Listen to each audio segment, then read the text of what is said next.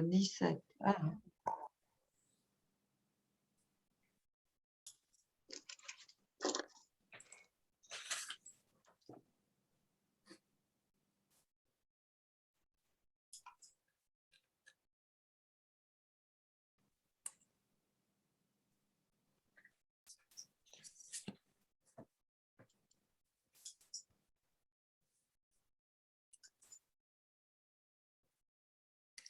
Bonjour à tous. Nous allons attendre encore 2-3 minutes que les dernières personnes puissent se connecter et nous pourrons commencer ce webinaire. Merci.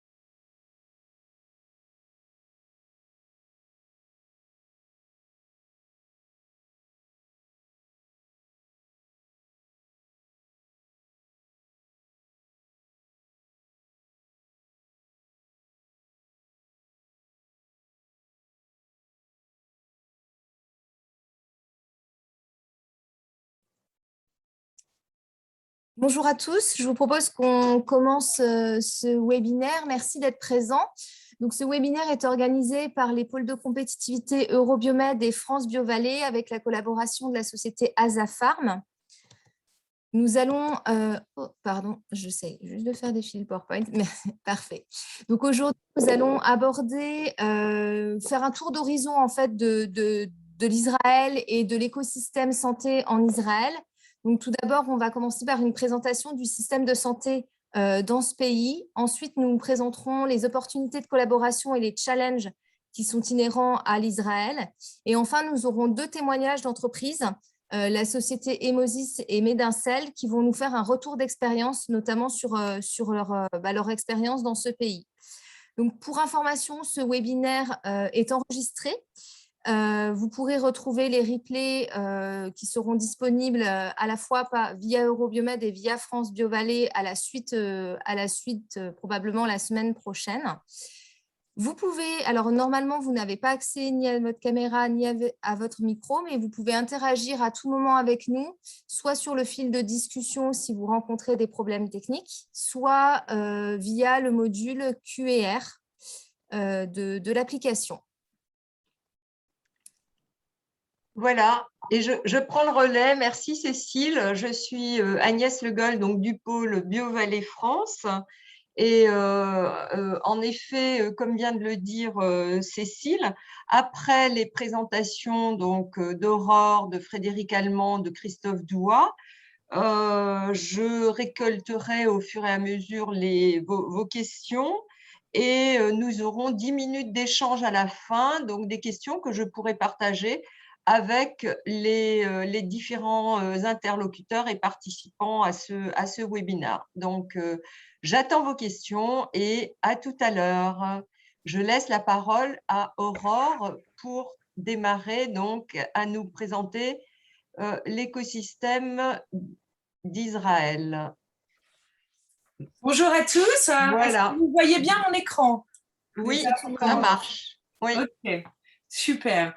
Alors, je vais essayer de ne pas trop être bavarde pour laisser du temps à Christophe, je vois, qui vient de se connecter, et Frédéric, qui ne devrait pas tarder, et surtout vous écouter sur vos questions.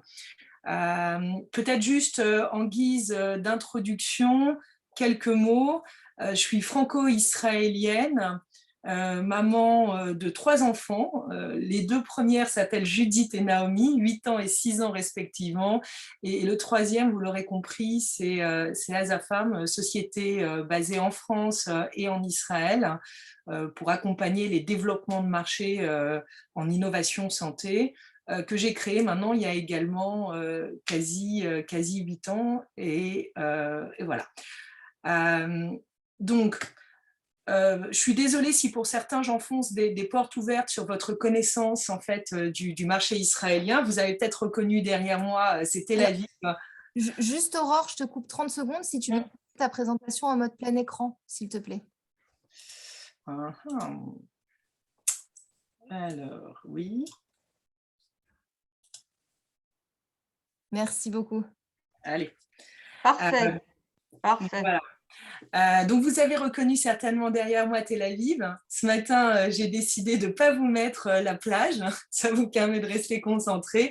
Mais c'est Tel Aviv de nuit et c'est la partie du centre des affaires avec la bourse du diamant et qui montre l'énergie de la ville. Je commence sans plus tarder. Je vous propose d'abord d'avoir une introduction sur en fait l'innovation en Israël au sens large, puis ensuite le système de santé israélien, les grandes tendances du marché, de l'industrie qui nous concerne, et puis ensuite le meilleur moyen finalement pour y accéder et pour travailler avec Israël. Donc, comme je le disais, je vais reprendre aussi un certain nombre de choses qui, pour certains d'entre vous, peuvent paraître basiques, et veuillez m'en excuser, mais c'est pour être sûr qu'on soit tous au même niveau. Par ailleurs, ce n'est pas un cours magistral, donc n'hésitez pas à poser des questions ou à intervenir via le chat, comme vous le disait Cécile. Alors, on va peut-être commencer par une présentation succincte. Est-ce que vous avez une idée de la taille d'Israël si on compare par exemple à une région française? Ok. Bon, je ne sais pas, je ne vois pas en fait si vous répondez. Peu ou prou, la taille d'Israël, c'est la taille de la Bretagne. Donc, s'il y a des Bretons parmi nous, ça vous donne une idée de ce dont on est en train de parler pour une population de quelques 9 millions d'habitants. Les langues officielles du pays sont l'hébreu et l'arabe, mais il est important de noter qu'en fait l'anglais est très couramment parlé, et si ce n'est pas une langue officielle, et donc si les documents gouvernementaux ne seront pas nécessairement en anglais, tout le reste, et très certainement le business, sera en anglais. Une société par exemple comme Teva a pour politique interne d'envoyer des emails qu'en anglais, de telle manière à pouvoir les transférer à l'international. Bon, en termes de PIB par habitant, on est sur les plus hauts standards de l'OCDE, c'est équivalent au PIB par habitant de la France ou des États-Unis. Alors, je vais commencer par vous décrire rapidement en fait ce qui fait ce que font les spécificités du système d'innovation en Israël. Et je voudrais d'abord m'attarder sur la disponibilité du capital humain, c'est-à-dire de nous, les hommes et les femmes qui constituons le pays. Il repose d'abord sur une université et un système universitaire connu et reconnu. Aujourd'hui, en Israël, on considère qu'à peu près un tiers de la population a au moins un diplôme universitaire, ce qui est parmi les plus hauts taux mondiaux. Il repose également ce système, vous savez qu'Israël a été créé il y a un peu plus de 70 ans maintenant, et à travers des vagues successives d'immigration. On considère qu'environ 60% de la population israélienne est née sur le sol national, et les autres sont issus de l'immigration. Et pour l'immigration, on parle notamment de l'immigration des ex-pays de l'URSS dans les années 90, qui ont coïncidé vraiment avec le décollage pour Israël des enjeux technologiques, alors technologiques au sens large, et y compris santé. C'est intéressant de voir que sur la décennie 90, à peu près 1 million de russophones sont arrivés en Israël avec des compétences très importantes en sciences, en musique également, mais en médecine, et que pour les intégrer, le gouvernement israélien a mis en place des incubateurs au départ publics pour les aider finalement à trouver un emploi, et j'en dirai ensuite un mot sur ce qu'ils sont devenus aujourd'hui. Également un territoire qui attire en fait des experts et des exécutives et des dirigeants qui viennent de sociétés du monde de la santé qui peuvent se trouver en Europe, aux États-Unis ou en Asie. Donc on a les deux flux en fait. On a soit des Israéliens qui décident de partir quelques années travailler aux quatre coins du monde et qui ensuite reviennent et apportent en Israël leurs connaissances des grands groupes en fait internationaux dans notre domaine, soit des dirigeants de grandes sociétés internationales qui décident de venir en Israël pour tenter l'aventure entrepreneuriale. Et ça nous amène donc à cet esprit d'entrepreneuriat que vous connaissez maintenant, je pense, dont vous avez déjà entendu parler, qu'Emmanuel Macron, lorsqu'il était encore ministre des Finances et qu'il est venu en visite officielle en Israël à l'époque, a trouvé tellement intéressant qu'il s'est dit bon, je vais importer la Startup Nation en France, et avec, je crois, ces dernières années, pas mal de succès. Donc on dit souvent, il y a une blague juive là-dessus, 2 Israéliens, 3 idées de société, quoi. Peut-être vous dire aussi un mot sur ce qui constitue en fait la puissance technologique d'Israël. Alors bien sûr, là on ne parle pas de l'innovation militaire, mais juste quand même pour le mentionner parce que c'est extrêmement important pour connaître et pour comprendre Israël et l'innovation en Israël. Si on regarde par exemple l'armée israélienne, en termes du nombre d'hommes, elle doit être classée 150 à peu près, ou même un peu plus bas dans les armées à l'échelle internationale. Par contre, si on regarde en y ajoutant la composante technologique, là, on arrive sur une armée qui est considérée comme la 4e armée au monde sur sa capacité en fait à innover. Et donc, vous aurez compris, je suis en train de vous parler du complexe militaro-industriel qui, dans notre secteur aussi, est important. Vous connaissez peut-être la PILCAM, qui est en fait un système d'endoscopie par gélule, qui a été acquis par Medtronic et qui est maintenant d'ailleurs disponible en France pour pratiquer des endoscopies en seconde intention lorsque l'endoscopie classique est compliquée à réaliser pour le patient. Pilule remboursée par la sécurité sociale, et ça c'est une des toutes premières technologies médicales issues en fait du complexe militaro-industriel. En Israël également, vous trouvez de grands nombres de sociétés qui ont établi leur centre de R&D. On y reviendra tout à l'heure et je vous donnerai des noms.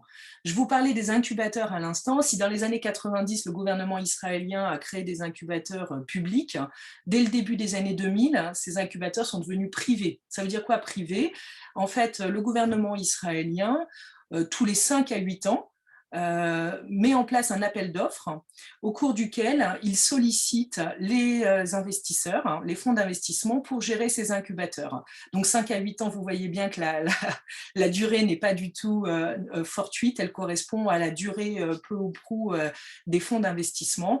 Et donc ce sont les investisseurs et les fonds d'investissement qui gèrent ces incubateurs, 24 aujourd'hui en Israël répartis sur tout le territoire, et pour lesquels le gouvernement finance 85% de ce qui est apporté à la start-up pendant 2 ans pour se créer, et on parle d'1 demi-million de dollars par société accompagnée pour, pour la majorité des incubateurs, mais d'autres comme ceux par exemple entre JNJ et Takeda, FutureRx, peuvent aller jusqu'à 10 millions de dollars sur leur accompagnement qui là s'étend à 3-4 ans.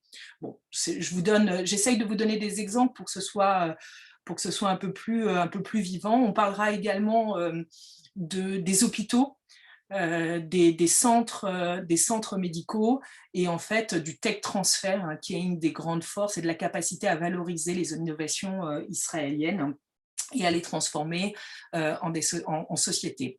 Enfin, deux autres points constituent les spécificités du système israélien. Il s'agit de la communauté des investisseurs. C'est la deuxième communauté au monde par capita derrière les États-Unis.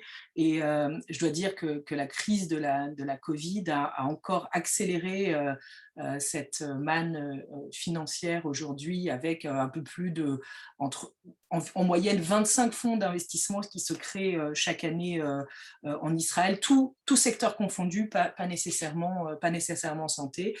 Et puis, à travers ce que je viens de vous dire, vous aurez compris que le gouvernement israélien, et ce depuis le début des années 90, est extrêmement impliqué dans le soutien à l'innovation. Au début des années 90, c'est d'ailleurs le gouvernement israélien qui a créé le premier fonds d'investissement, qui était donc de l'argent public géré comme un EPIC en fait en France, c'est-à-dire géré de façon privée, qu'on appelait Yozma, entreprendre, pour créer cette dynamique entrepreneuriale.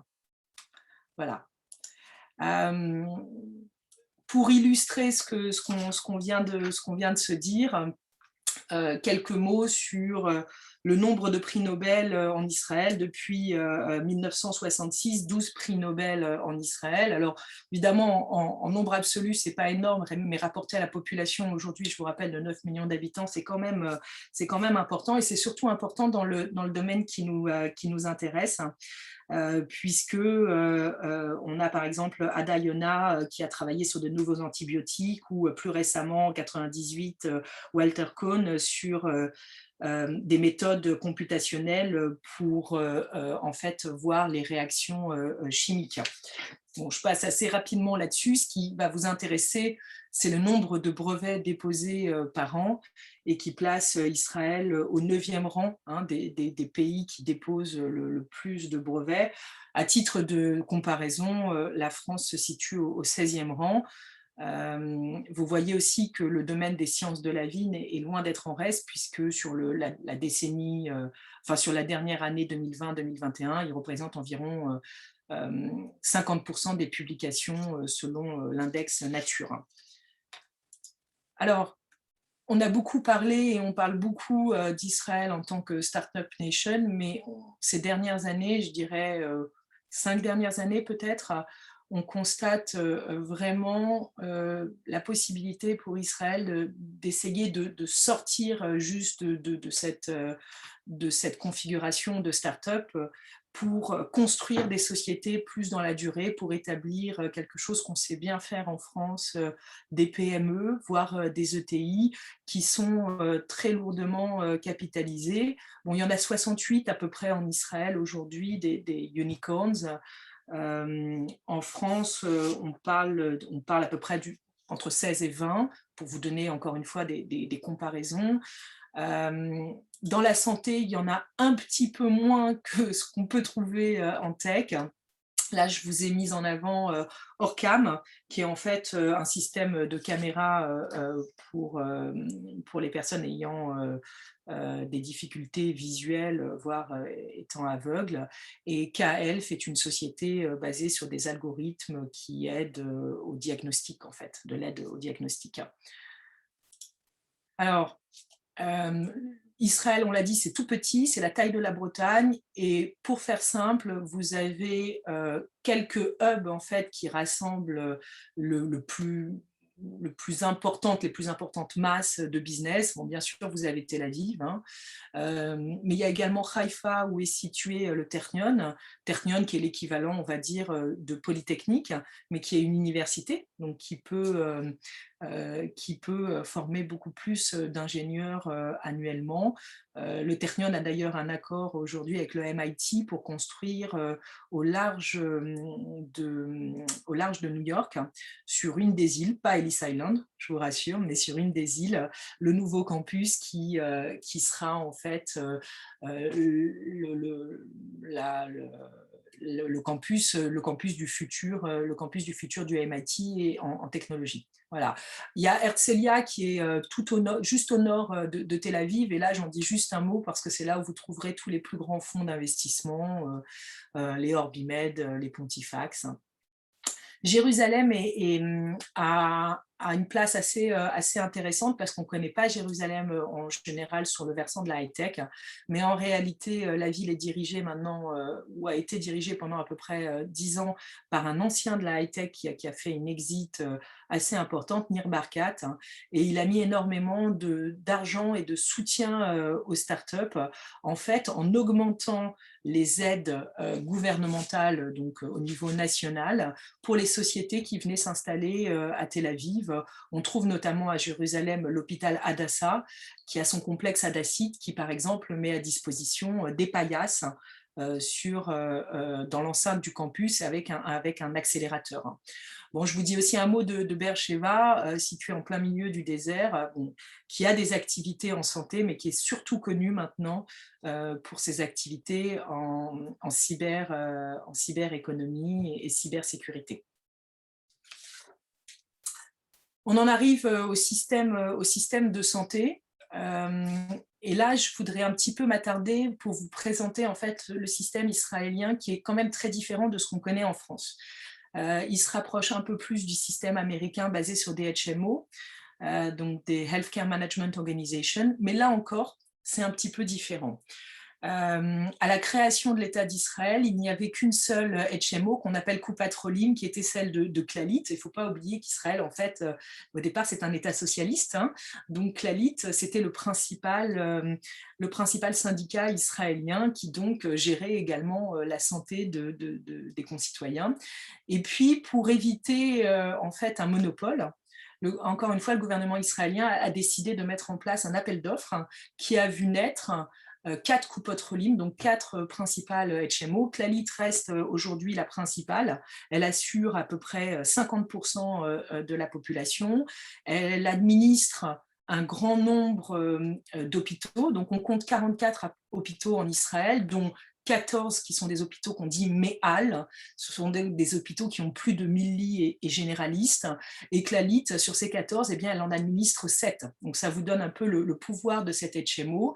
Elle est suivie et talonnée de près par Maccabi, qui est ma Coupat Cholim d'ailleurs, hein, qui assure en fait 25% de la population et qui est fortement digitalisée, qui essaye d'attirer une population, on va dire, de CSP+, et plutôt jeune, sachant que les budgets de fonctionnement de ces HMO sont alloués annuellement par le gouvernement israélien sur la base du nombre de têtes qu'ils assurent et avec des clés de répartition selon la ventilation de la population, plus ou moins jeune, plus ou moins âgée, avec des problèmes de comorbidité.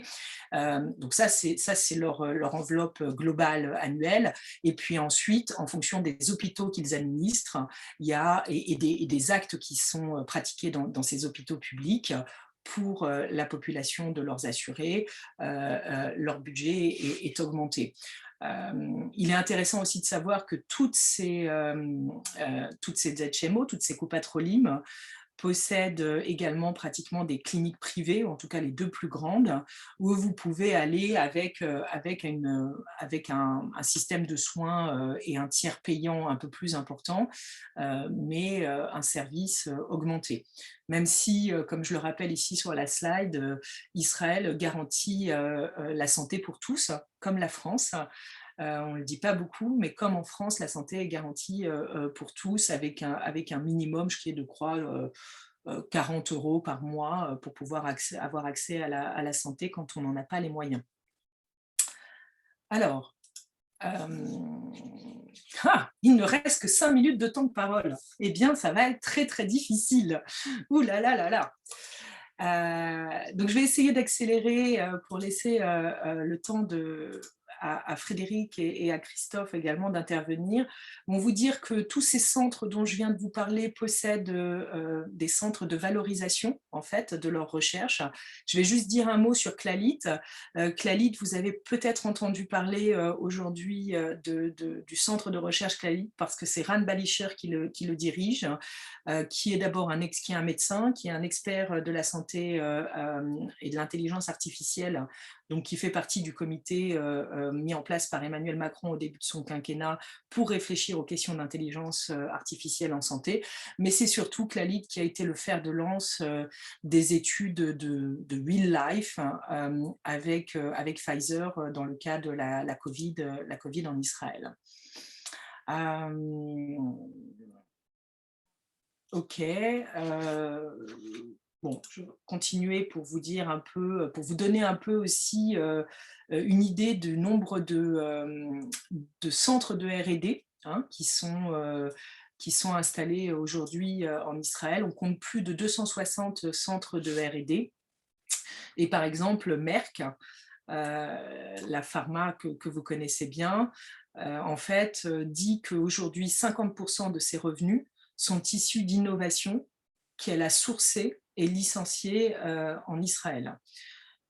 Au global, en fait, vous avez des centres de R&D qui viennent d'un peu plus de 30 pays dans le monde. Bon, vous pouvez voir ici les logos des sociétés que vous connaissez certainement. En termes de répartition et de ventilation du monde des sciences de la vie en Israël, c'est sans surprise, en fait, le monde du medical device reste le plus important et représente environ 50% de ce qui se fait aujourd'hui en santé en Israël. On a toujours des parts de pharma avec derrière Teva 2-3 pharma indépendantes.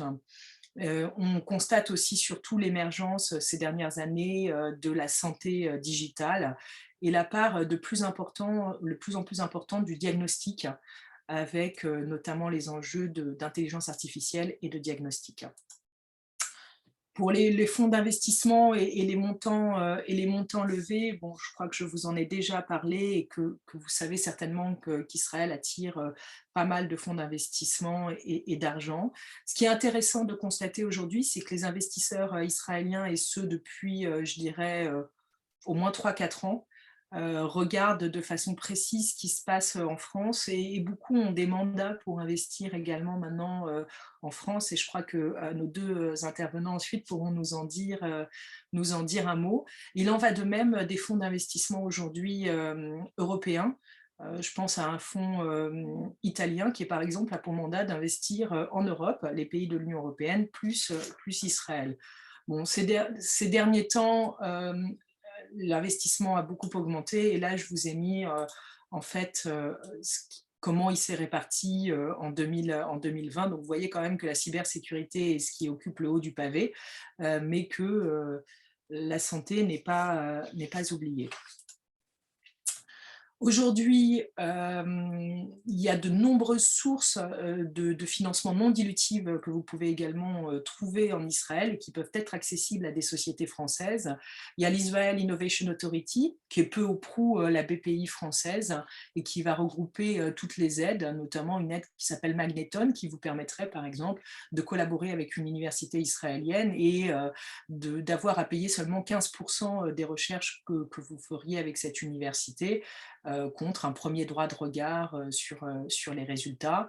Vous avez les programmes Horizon Europe, je pense que vous connaissez tous, donc Horizon Europe, le ITELF, le IC, pour lesquels Israël est associé depuis 1996, hein, grâce à Edith Cresson. Et qui participent assez largement. Des programmes bilatéraux qui peuvent vous permettre, depuis Israël, d'aller vers d'autres contrées. Et enfin, la Banque européenne des investissements, qui a notamment récemment investi 50 millions dans la société Pluristem, qui développe un traitement thérapeutique de la Covid en thérapie avancée. Bon, les tendances d'innovation, je pense que vous connaissez, c'est les mêmes que celles qu'on retrouve en France, donc je vais aller assez vite. Je voudrais juste vous dire un mot de la bioconvergence, qui est un concept en fait qui est promu vraiment en Israël et notamment par le gouvernement israélien pour faire se rencontrer finalement la génétique et l'intelligence artificielle. C'est ce qu'on appelle aussi en Europe aujourd'hui le health tech. Et c'est vraiment une tendance de fond très importante aujourd'hui en Israël, qu'on retrouve d'ailleurs aussi aux États-Unis. Les derniers investissements Covid, bon, vous avez dû le voir également en France, en Europe, donc ça on peut passer assez vite. Et enfin, pourquoi venir en Israël? Et là, je laisserai aussi à Christophe et à Frédéric l'opportunité de nous dire quelques mots, mais de façon très simple, si vous venez pas en Israël pour le marché israélien, hein, parce que 9 millions d'habitants, c'est pas suffisant, sauf éventuellement faire une preuve du concept de vos ventes. On vient en Israël pour l'accès à l'innovation et on vient en Israël pour l'accès aux autres marchés, et notamment à l'Asie, avec la Chine, mais aussi le Japon et les États-Unis. Je voudrais quand même vous dire un mot sur la culture israélienne et l'entrepreneur israélien, comme ça, ça permettra, je pense, à Frédéric de rebondir là-dessus. Il y a un mot que vous entendrez toujours en Israël, c'est qu'il faut être tachless, il faut être concret, pragmatique. Mais le tout dans un grand désordre qu'on appelle le balagan.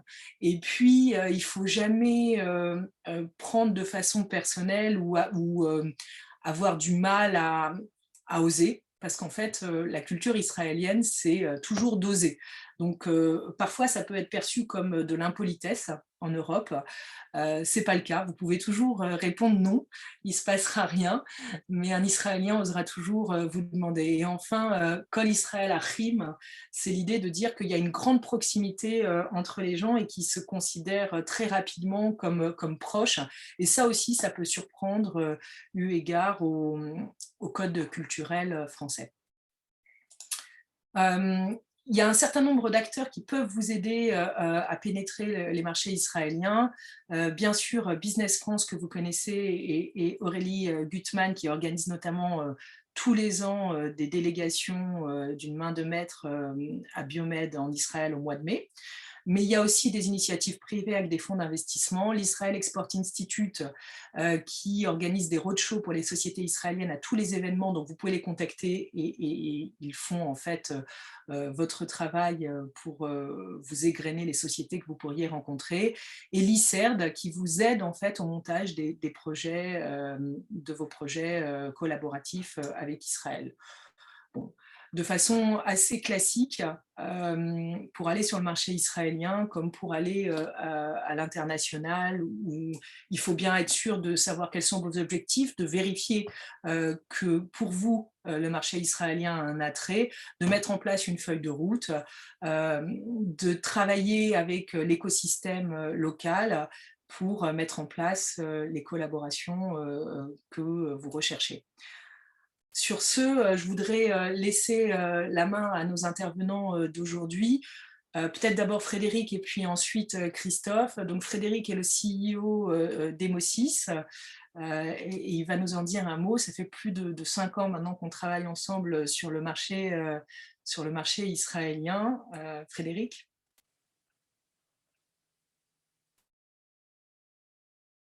On ne t'entend pas. Tu es peut-être sur mute.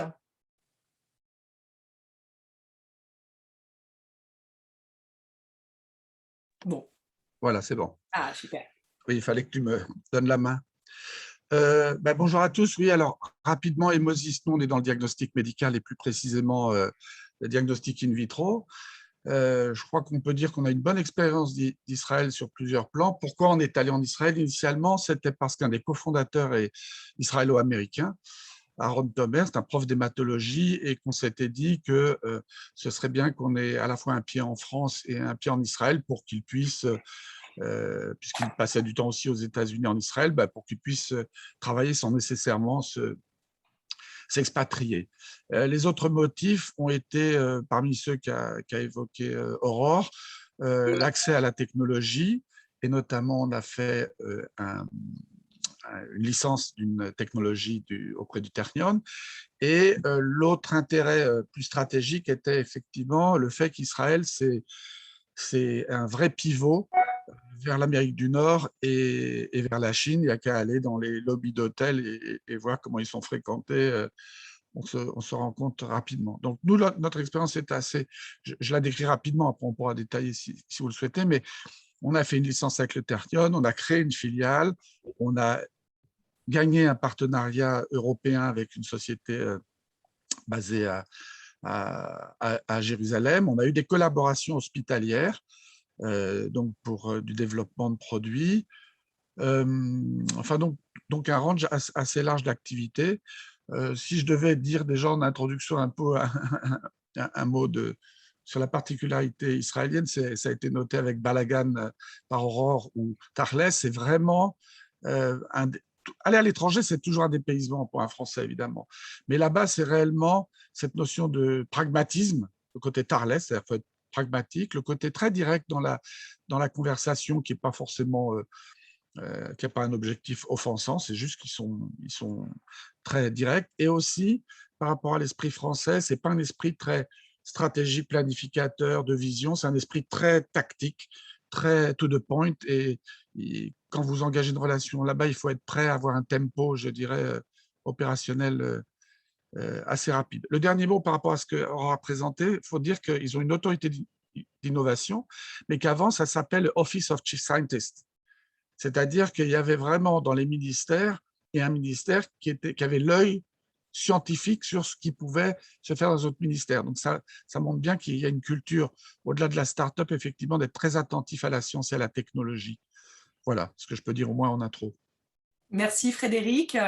Je donne la parole à Christophe Douat, qui est le CEO de Medincell. Merci Aurore. Donc, Medincell, donc on est basé à Montpellier, 150 personnes, côté sur Euronext. Et notre histoire est intimement liée à celle d'Israël, puisque notre partenaire principal, c'est Teva.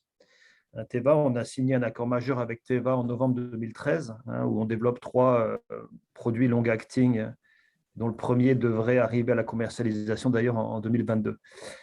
Donc, à travers Teva, on a eu l'occasion d'aller très souvent à Tel Aviv et de découvrir l'écosystème israélien.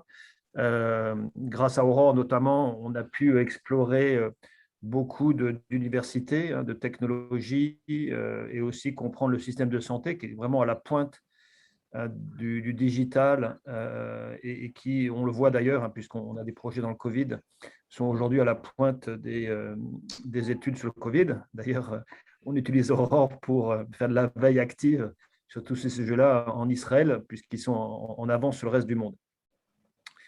Donc, pour nous, ça a été vraiment toujours une expérience à la fois extrêmement utile pour la société, mais très enrichissante, puisque, comme Frédéric l'a dit, c'est un pays extrêmement entrepreneurial, où les gens sont très directs, très efficaces, et où on peut avoir des relations business vraiment simples, beaucoup plus simples, en tout cas, qu'on peut les avoir en France.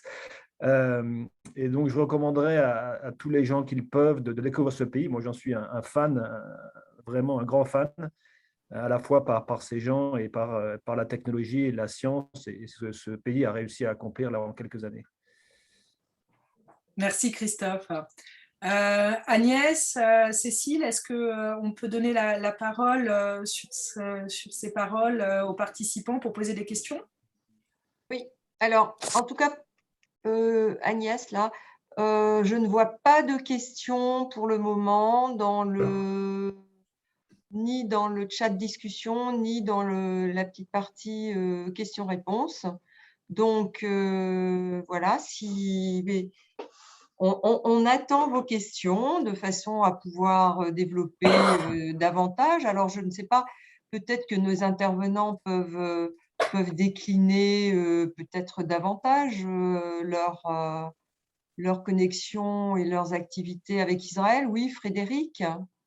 Oui, je voulais juste ajouter un point parce que, donc, comme il n'y a pas encore de questions, qui est important par rapport à ce qu'on a dit, parce qu'on donne aussi le sentiment qu'on peut aller en Israël pour quelque part chercher de la techno, faire son marché. Mais Aurore, qui nous a et nous aide encore beaucoup sur le sujet, a indiqué une chose qui est très importante, c'est-à-dire qu'ils ont bien compris que d'avoir des startups, c'est bien, mais à un moment, elles sont financées au Nasdaq, elles s'internationalisent, etc. C'est un peu le phénomène qu'on a vu en Grande-Bretagne avec Oxford, par exemple. Et donc, il y a un vrai mouvement, une vraie volonté d'utiliser ce terreau de start-up pour développer l'industrie localement et d'avoir des sociétés plus grandes, comme des Teva, avec lesquelles Medincell a la chance d'être partenarié, mais d'en avoir d'autres. Donc, il y a pas mal de dispositifs qui sont accessibles sous réserve qui est par exemple de la propriété intellectuelle israélienne, qui est quelque chose à gagner évidemment pour Israël localement. Ça n'exclut pas qu'on peut faire des choses, évidemment, on peut collaborer avec les hôpitaux et ainsi de suite. Comme l'a dit Christophe, ils sont très avancés, notamment l'un des pourvoyeurs de santé dispose des dossiers médicaux de ces patients de la naissance à la mort. Enfin, il y a vraiment déjà une structure digitalisée de données extrêmement avancée. Mais je voulais juste signaler ça, ils sont très attentifs à ce que le partenariat, dans la mesure du possible, puisse aider, je parle en tout cas pour ce qui est de start-up, à bâtir sur place. Et quand on a eu, par exemple, la licence avec le Ternion, on ne l'a pas faite à partir d'Emosis SAS France, si j'ose dire, on l'a faite à partir d'Emosis LTD, c'est-à-dire l'entité israélienne. Donc ça, je pense que c'est un point qui est important. C'est important, en effet. Merci Frédéric. Alors, j'ai des questions là qui sont arrivées entre-temps. Plusieurs. Alors, déjà, bon, le replay de l'événement, etc. Donc, ça, oui. Ensuite, une question sur peut-on participer facilement au programme européen? Alors, donc là, oui. C'est du côté Israël, j'imagine. Hein, la question est posée. Alors, je vais peut-être répondre, Agnès. Donc, en fait, il est assez simple de participer à des programmes européens avec Israël. Donc, comme je le disais, Israël est depuis 1996 membre associé de plein droit. Donc, autrement dit, au même titre que la France, je ne sais pas, la Belgique ou l'Espagne, vous pouvez faire un programme européen avec la France. Ça peut être un consortium avec donc plusieurs pays européens impliqués, mais ça peut être aussi, comme Frédéric en parlait tout à l'heure, un Eurostar, hein, qui sont des programmes bilatéraux qui permettent seulement à 2 pays qui peuvent participer au programme de recherche et d'innovation en Europe, dont je rappelle le budget est de 100 milliards, donc assez intéressant, et pour lesquels les Israéliens ont un beau taux de succès, hein, à peu près 13%, alors que le taux de succès est en général en dessous de 10. Il faut dire que les Français aussi, ces dernières années, réussissent très très bien sur les programmes, pour les programmes européens. Donc c'est important, et oui, c'est un bon levier pour commencer à collaborer avec Israël, parce que vous pouvez bénéficier des financements publics et donc faire effet de levier, quoi. Ok, donc il y avait une question aussi sur les programmes bilatéraux. Pouvez-vous nous en dire plus? Mais tu l'as évoqué là en parlant des Eurostars. Donc, une autre question sur existe-t-il aujourd'hui une reconnaissance avec l'Europe pour la fabrication des médicaments qui n'impliquerait pas un retest quand les produits arrivent sur le sol européen? Par exemple, reconnaissance des GMP comme il existe entre l'Europe et la Suisse ou l'Europe et le Canada. Tout à fait, c'est exactement le même système. Les relations entre les agences et les ministères de la santé au niveau européen, mais aussi US, donc US, Europe, Israël sont très alignés. Si vous souhaitez par exemple commercialiser un device ou un diagnostic aujourd'hui en Israël, il suffit simplement de faire et de mettre en place grâce à un distributeur, hein, parce que vous avez besoin d'une présence locale dans le droit israélien ou par le biais d'une filiale ou d'un agent. Il suffit de faire reconnaître votre marquage CE et il en va de même pour ce qui est des thérapeutiques, donc des médicaments. Alors, à ce propos, justement, il y a une question sur, avez-vous plus d'informations sur les développements de DM en Israël? Oui, question large, mais… Alors effectivement, c'est très large. Oui, quel type d'information? En fait, on a de tout en Israël sur les DM, du petit au gros, de la radiothérapie à la robotique, ou aux implants, par exemple, hein, en catégorie de classe 3. Il faudrait voir quelle est exactement votre question et n'hésitez pas à nous contacter pour décrire un petit peu plus de façon précise, parce que comme je le disais, sur les 1600 sociétés aujourd'hui du domaine des sciences de la vie en Israël, plus de 50% sont dans le domaine du device. Donc vous imaginez que la segmentation en fait reprend tout ce qu'on peut connaître en device, en instrument. Ok. Frédéric, oui? Oui, si je peux ajouter une chose, alors déjà avec un peu de retard, vous m'en excuserez, sur l'Europe, c'est très facile, on a eu un Eurostar, il y a juste une nuance, je ne sais pas Aurore si c'est toujours d'actualité, mais quand on a gagné l'Eurostar, les financements étaient déjà, comment dirais-je, gérés, enfin tout était prévu par la BPI. Pour notre partenaire israélien, il y a eu un réexamen, il y avait un réexamen à l'époque de l'Office of Chief Scientist. Donc, c'est une nuance. Donc, c'était juste avec retard. Oui, c'est très facile de faire un projet européen, en tout cas un Eurostar. C'est pour ça que j'ai expérience. En revanche, on a eu une surprise, on a eu un décalage dans le temps parce que chez nous, ça assurait le financement automatiquement. Chez eux, il y a eu une deuxième couche, si j'ose dire. Pour les DM, juste, j'étais assez étonné. Donc, c'est un pays très ingénierial, très techno, très tech, même s'il y a de la bio. Et donc, il y a beaucoup d'inventivité, beaucoup de créativité. Après, dans l'aspect développement, j'avais été surpris quand on avait été justement au Ternion, que les gens étaient intéressés par comment on développait un DM, c'est-à-dire le phasing, etc. Et nous avaient même proposé d'aller l'expliquer, parce qu'ils avaient beaucoup de gens qui inventaient des tas de choses. Sur la phase ensuite, ça a peut-être changé depuis, puisqu'il y a quelques années, mais sur la phase ensuite du développement, ils sont assez demandeurs d'être accompagnés par des gens qui connaissent. Mais sinon, dans la créativité de l'invention, ça, il n'y a pas à dire, c'est là. Alors ça, c'est une question plutôt pour toujours dans le domaine donc, des medtech. On changera de sujet après. Donc ça, c'est plutôt pour Aurore. Hein, comment prendre contact avec vous pour effectuer les premiers pas d'une possible collaboration dans le domaine des medtech? Donc, je pense que Aurore pourra tout à fait aider la personne en question, l'entreprise en question, et vous trouverez le contact d'Aurore de toute façon sur les slides, où on pourra vous le transmettre. Une question là maintenant sur les VC.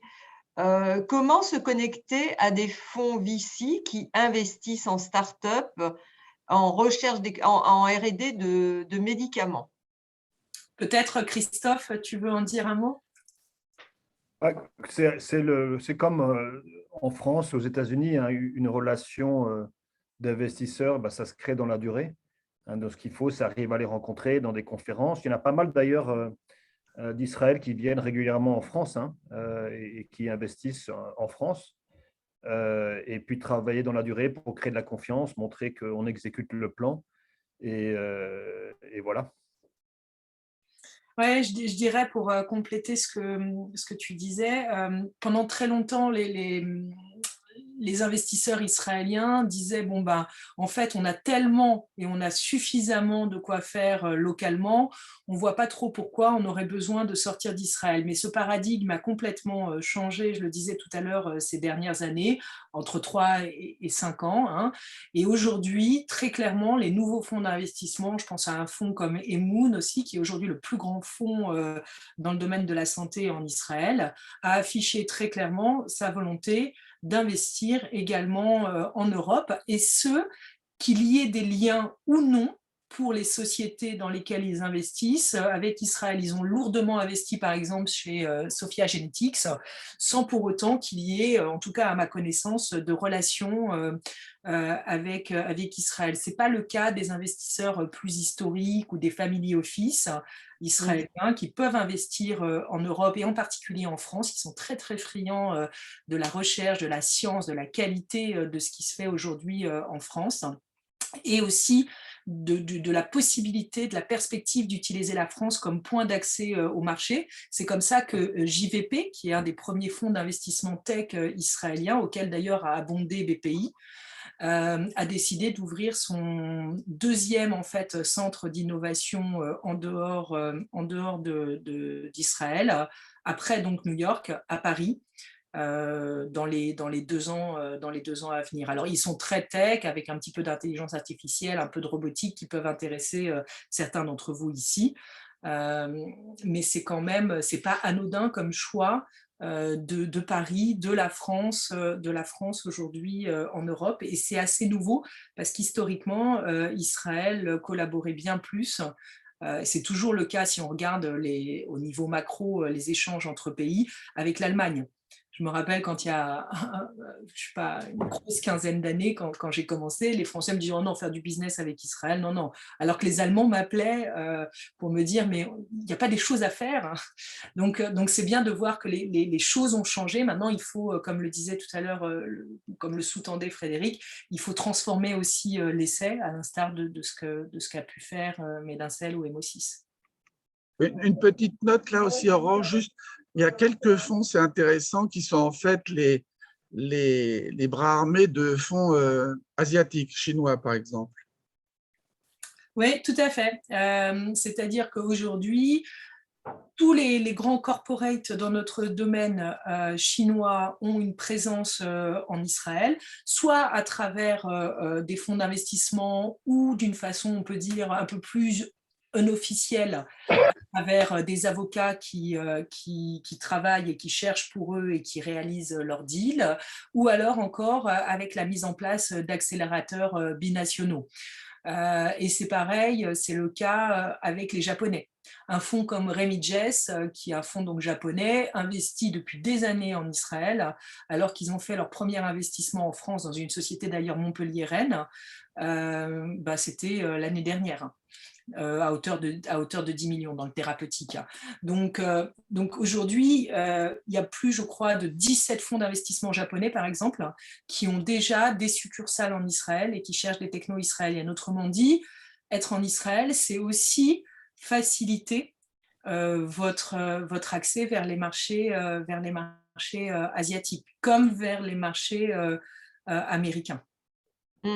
Et c'est un aspect très important, en effet. Comme tu l'as dit, vu la taille du marché israélien, évidemment, cette passerelle est extrêmement importante. Alors, une autre question par rapport au HMO. Donc, comment se passe la prise en charge d'un nouveau produit innovant par une HMO ? Alors, chaque HMO, chaque coupatroline peut être indépendante. En fait, le système de santé fonctionne sur ce qu'on appelle un panier de santé, le panier de santé pour tous. Et là, vous avez une liste de médicaments, de technologies médicales qui sont remboursées pour l'ensemble de la population. Et on va dire que c'est ce qu'on connaît du système de la sécurité sociale, où donc tout le monde peut avoir accès à ces techniques ou à ces produits innovants.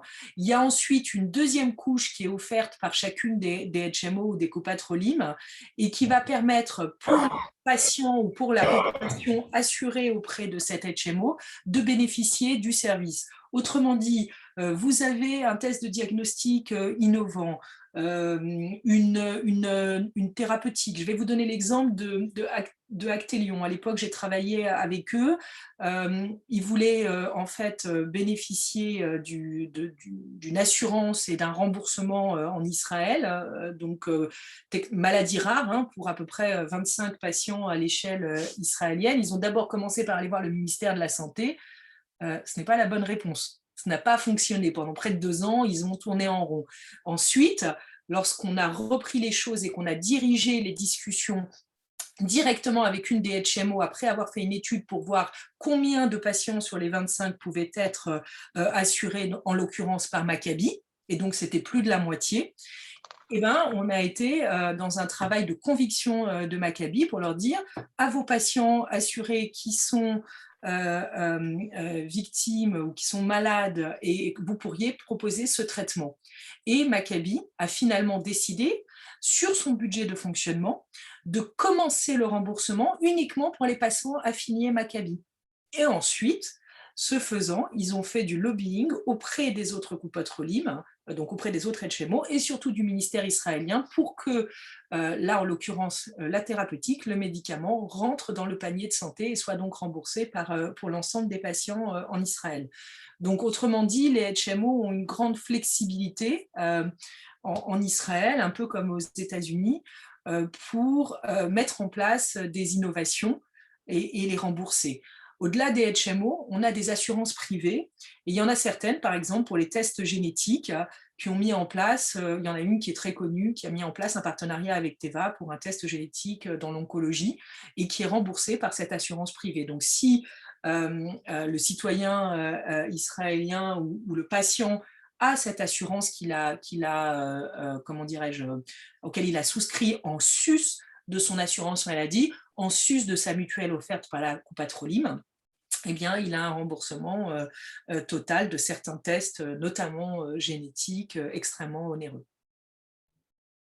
Si je peux ajouter juste un point d'expérience, vous pouvez aussi les approcher avant, quand vous êtes encore dans la phase donc pas de commercialisation, mais si c'est pour développer une innovation. Nous, on a eu le cas avec Aurore d'aller voir, c'était chez Maccabi, je crois, hein, et pour approcher les gens en disant, voilà, nous, on peut faire un test sur cette indication, celle-là, etc.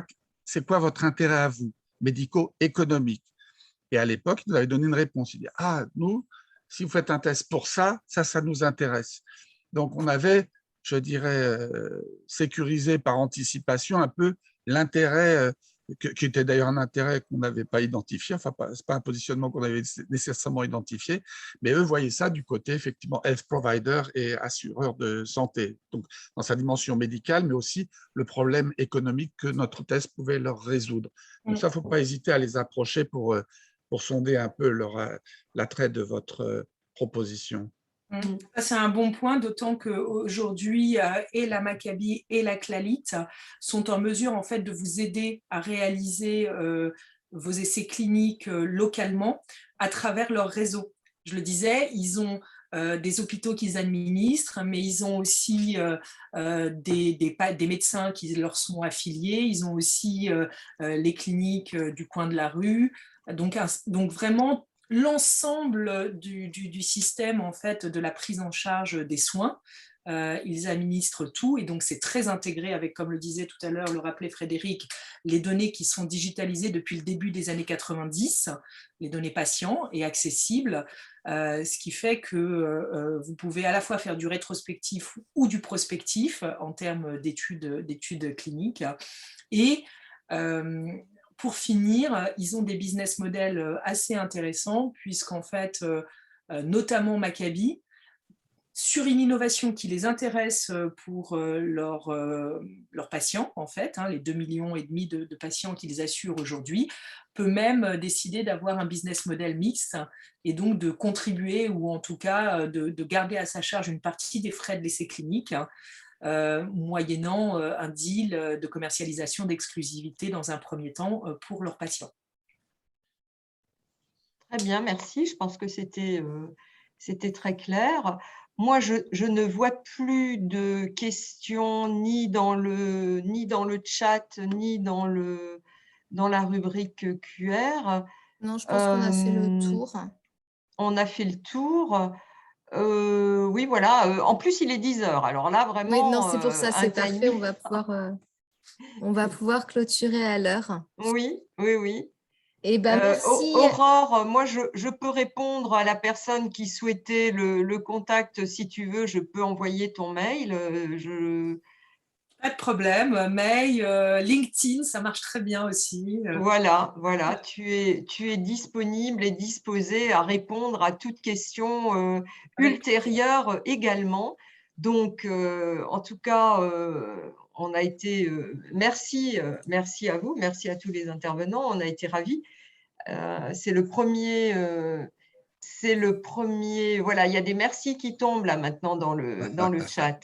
C'est le premier webinaire que nous avons co-organisé avec Eurobiomed, Cécile, donc sur Israël, avec un panorama assez large et effectivement des paroles et des retours d'entreprises ayant été en contact. Il est tout à fait possible et probable que nous continuions et que nous fassions un numéro 2, numéro 3, peut-être pas cette fin d'année, mais en tout cas sur 2022. Voilà. Donc, les personnes intéressées par Israël, eh bien, vous recevrez des informations de notre part et on espère bien que vous vous reconnecterez aux prochaines éditions. Merci à tous, merci les speakers et bonne. Merci. Merci, timing impeccable. Bonne journée à vous, à bientôt. Au revoir. Au revoir. Ciao, au revoir, bonne journée. Au revoir.